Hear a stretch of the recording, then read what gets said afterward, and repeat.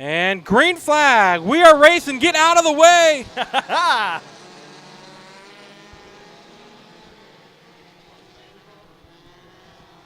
3 wide. Oh, contact. Big trouble over in the corner. The 98 machine of Anderson already into the wall. Fanning on through. That's all a battle for third going past the front straightaway right now. Your leader, the number 9 machine, Rodney Argo, he is going through turns 3 and 4, working his way through lap traffic. Right here he is on the front straightaway, the block number 9, but you see turn number 3, Tommy, hold on. Threading the needle through turn number 3 and 4. The blue track cars are in the way, and the fast cars having to weave through. Hold on.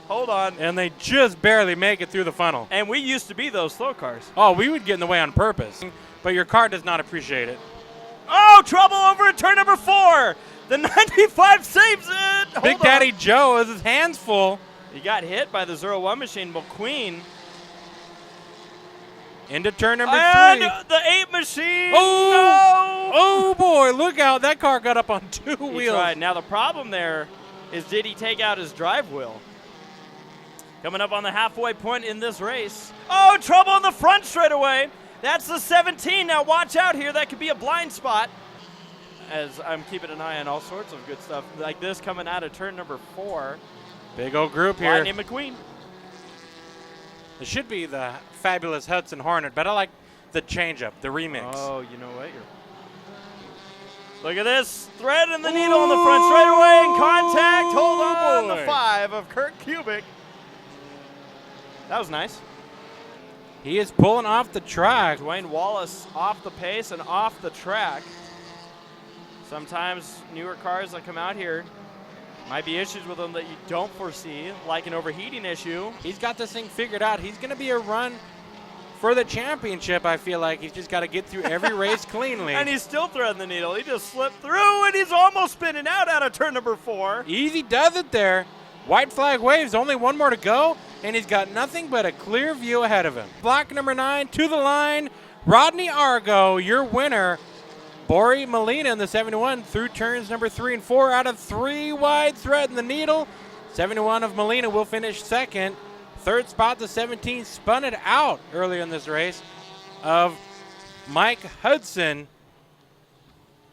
Rounding out your top 3, Daniel Hudson with a 2018 track champion.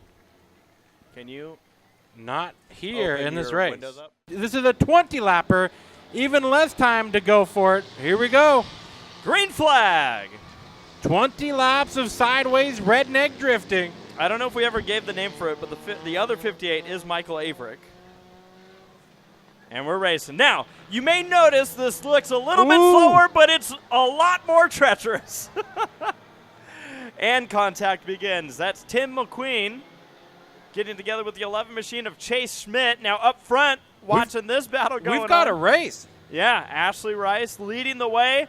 Hey, girl power, Ashley Rice is going to lead lap number 1. Watch her not be a girl.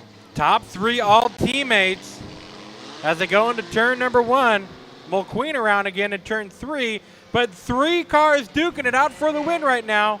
Wow, they look similar too. The Yeah, spotters must be struggling with this one. Absolutely. Now, how about Argo? He's way behind. Oh, there's a stack up. And yeah, right in front of your leaders. Hold on to your hats, folks.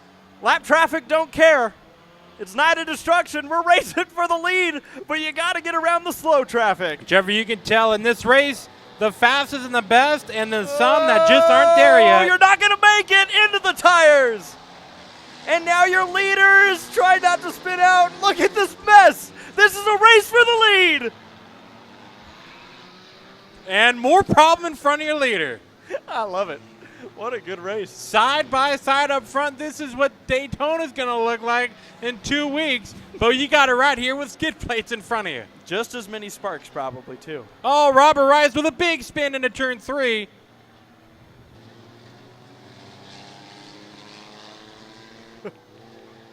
And Schmidt almost collects Salcedo. And now what you saw there, the 16 machine spun it out because he probably had to hit the gas to get away from hitting the other car. The way that these cars drive sideways Gravity. You know that you're going to have your back end sticking out. You want to get it away from the car that's coming at you. So you literally have to just drive it straight in whatever direction it'll go. Lee in that 47, he's coming quick.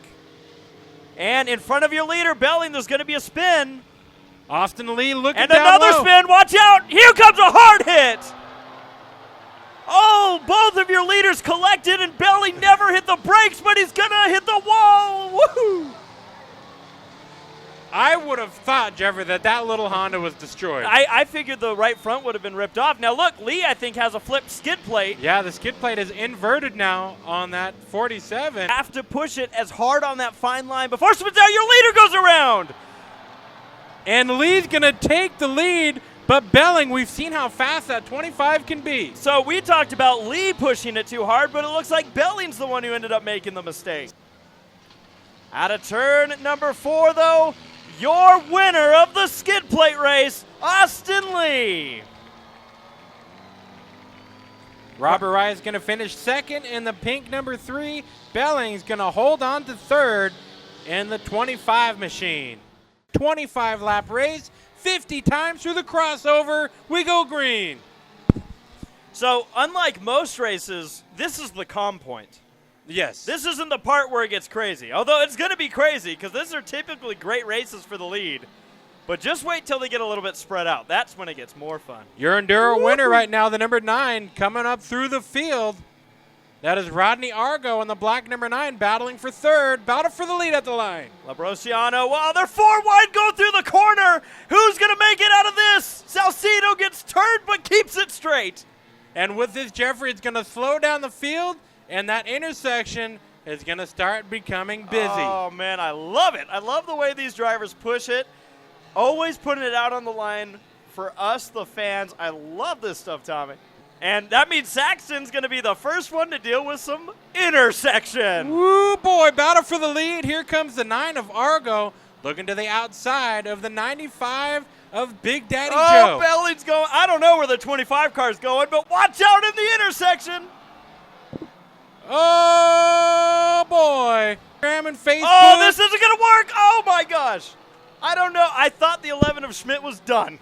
I thought that was it. But Big Daddy Joe, with that issue, holds on to the lead. Yeah, now remember, blind spots for these drivers. If they go into the intersection side by side, they can't see what's coming. I'm surprised Argo had the foresight to stop. Hudson's losing his rear bumper. And Argo to the lead, lap number 5. So Saxton with skid marks on the track and in his pants. Oh, Argo, your leader! I thought that was it. Oh, You're going to man. hear me say that a lot. I thought there was no escape. Some people think, oh, there's a system. You slow down if you're going one direction. Most of these drivers know there's no system. There is no system. The system is get through it. Oh, like this. This is where you got to not hesitate. Look out. Slicing and dicing right through that intersection. This is as legit as it gets, folks. There's no gimmick here. What they're doing is what you're seeing, and it gets crazy. 3 wide stoppage at the crossover, and your leader's peeking through. But here comes Big Daddy Joe in the 95. Yeah, not lifting. That'll get you there. The crossover giveth, and the crossover taketh away, as Tori would say in Indianapolis. So Joe Labrosiano in the second spot, trying to close in on your leader, going for 2 wins here Here tonight. it goes. That's the momentum he needed. The 95 going for the lead. Great side-by-side racing, and Don't look now. Here comes Do-It Jones and Robert Rice. These drivers are always weaving through. Oh! I guess you're going to take a long lap there, the 20. They took the long way home. Oh, Big Daddy Joe's going to get kind of stuck between. White flag, 1 lap to go.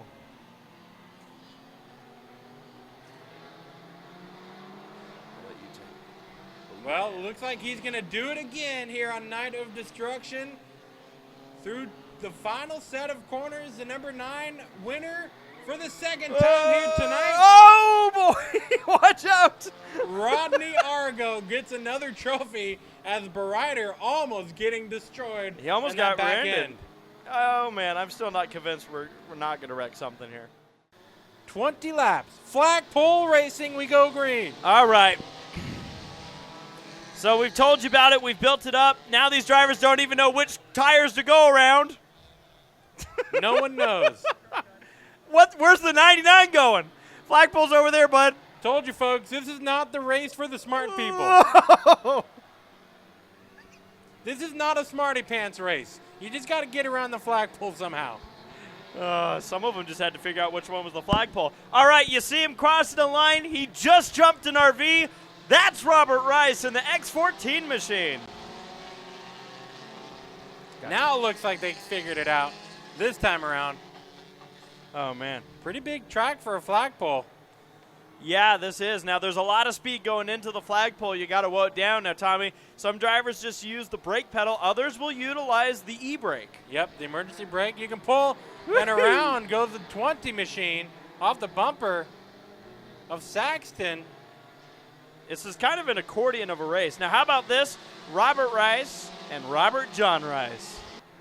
2 laps in for 20 laps total in this one. Oh, who's going to be brave?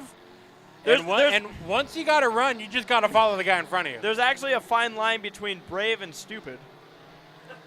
Well, isn't that the whole point of this race? It is. Now, the 11 machine did not go around the flagpole, it looked like. Just kind of cranked it, said, forget it. No flagpole. Now, here's the deal, Tommy. If you're one of these 3 cars behind your leaders, you do not want your leaders to look at Big Daddy Joe.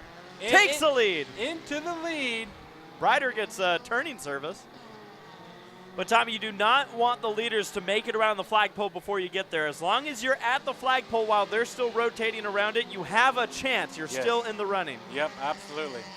It's Big Daddy Joe making it look easy right now. Though, if you look to his outside, here comes Joe had to jump on the brakes. Now, that was hesitation. He could have easily made it, but he was convinced that Lightning McQueen was going to take him out. Bert Rice working his way through. Let's see if the 95 gets held up. No, he goes wide, and that'll help get through traffic. Yeah, but, and they get stacked up in the flagpole area. That's Schmidt in the 20, or XX as we've seen it. Last time by, Robert Rice was 3.2 seconds behind. This time by, it is down to 1.8. Cuts off half of the lead for the 95. And it looks like your leader's going to still have to deal with the stack up. Yeah. Maybe clearing itself now. I think the 50 car's incapacitated. Car looks like it's done. Is that what that meant? I didn't know what those big words mean. I looked it up in the dictionary. Oh, okay. Word of the day. I just thought the car was wrecked, not in. What was it? It was broken, Tommy. Broken. Pacerated. It was done broke. Oh, okay, gotcha. Flagpole now. Those rotors are glowing red hot. Oh, and he gets into the XX, who gets into the car that he got, or that got into him originally. earlier. Originally. Though, considering Robert's last couple corners, it looks like he's going to wash out here. But lap traffic could be an issue here.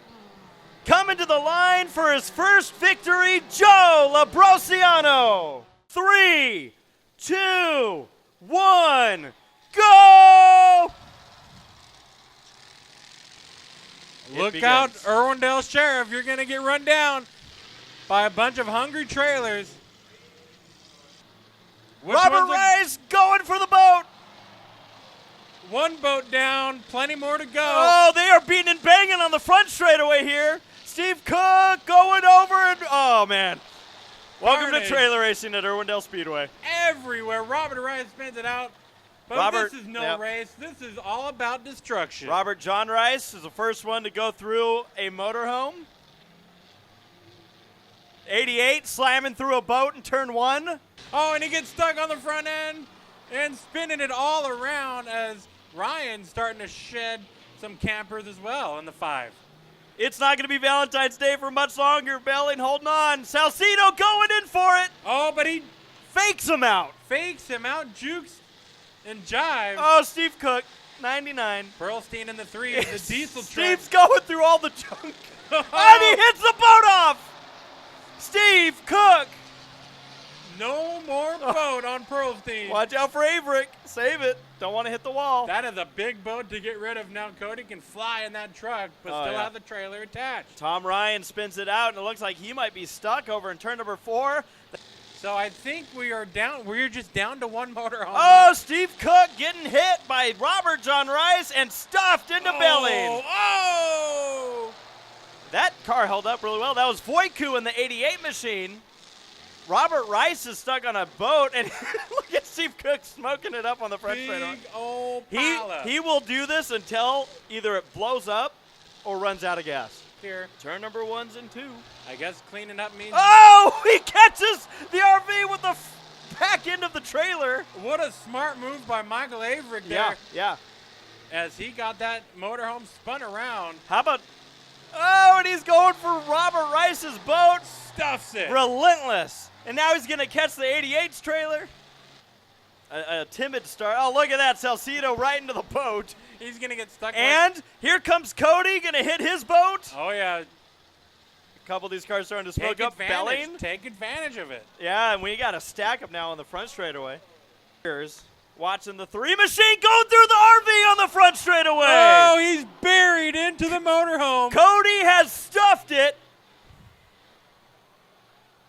I don't know if he's getting out of that. Oh, man. You can actually see the front end of his truck coming out the other side of the RV. I think he's just hungry going into the kitchen. Number of cars out here with trailers. And Tommy, oh, look, they caught a new trailer. Watch out. Oh, boy. Oh, Averick going nuts. And that 58 just slamming into everything. One-man wrecking ball out there, Averick. 58. And he's going to stuff it again. And this time he gets into the 16, and the 16's into the wall, into the fence, on the front straightaway. Stuffs it. Now, do you notice immediately the 3 truck threw it into reverse to try to get back into this? He needs a little bit more weight on that back end, and he can get up. A little bit more. Is he going to get it right here? Cody almost. Oh, my gosh. Look at this. Stack up down the front straightaway. Are you folks enjoying this? Oh, man, you can see the rear tires almost touching. Almost. Turn number 4. Again with a jump. Jumping the 16. Oh, we've got double jumps. And here comes the 3. And I guess that's about the only thing left to hit. And now Robert Rice going in. We got all 3 of the competitors here. Be one left. Okay, here we go. The winner of tonight's Night of Destruction for destroying the biggest thing out there, the checkered truck number 3. Cody Oh, yeah.